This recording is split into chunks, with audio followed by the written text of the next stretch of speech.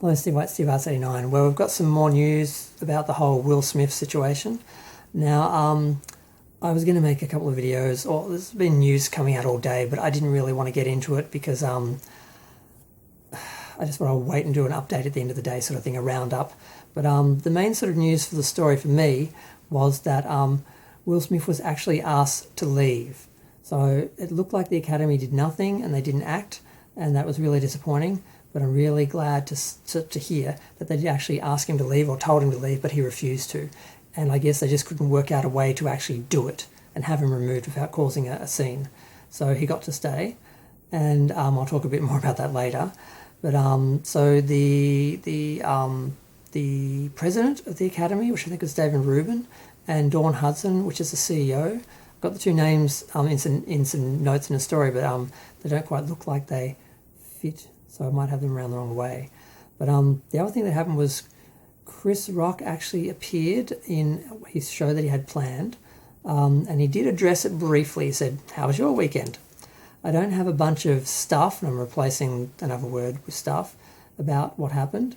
So if you came to hear that, I have a whole show I wrote before this weekend, and I'm kind of processing what happened.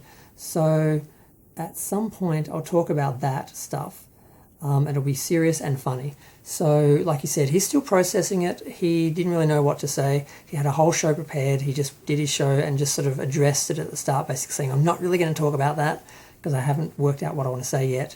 And he went on with his show. So the other thing that happened was he was supposed to have said more and made an official statement earlier. That was a rumour. Jada came out and said something to the effect of, basically, this is a time of healing and I'm like here for it, or something like that, something really vague and a little condescending, I felt. Didn't really address anything, because there are rumours that there's a video of her laughing when Will hit him, like when she was off stage. I haven't seen it, so it might just be a rumour, but she certainly signalled him to do something. So she's not, everyone's blaming Will like he just did this on his own. I think he was expected to do this on her behalf. So whether that means he should have done it or not, I don't know. I mean, I don't know who's to blame, what would have happened if he did nothing, I don't know. I mean, at least in his personal life, I don't know. So, I mean, people are talking about the experience, saying basically how they were traumatized by it, and people are making fun of that. But I can say, if you've ever lived with an abusive person, when you hear that voice, that rage in someone's voice, you freeze, and you know what that means. So anyone who's been abused in some way in that room would have felt that, and I felt it just being an audience member watching it on TV. So basically, he was expressing rage and anger after giving a display of, I will act on this. So he had intimidated the whole room and the Academy into submission and doing nothing because they didn't want to fight. And that's what bullies do. That's what abusers do. They scare and intimidate and threaten people. The threat is as abusive as actually hitting someone.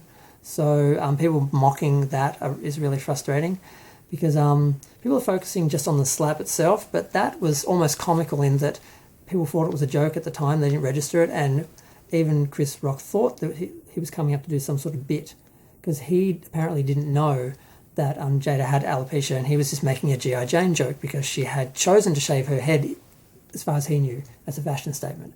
So he didn't really understand what was happening, and it was really when Will started swearing at him and he expressed that rage verbally that he was afraid and shaken, and that's why he sort of stumbles a bit when he tries to get back to his speech, because he knows this person could come back up off that stage and attack him again if he says the wrong thing.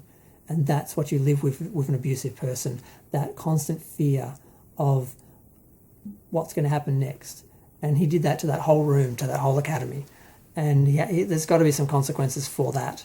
You can't just do that. We can't allow that to be normalised and acceptable and condoned, that you can threaten and bully people into basically doing what you want, allowing you to do what you want.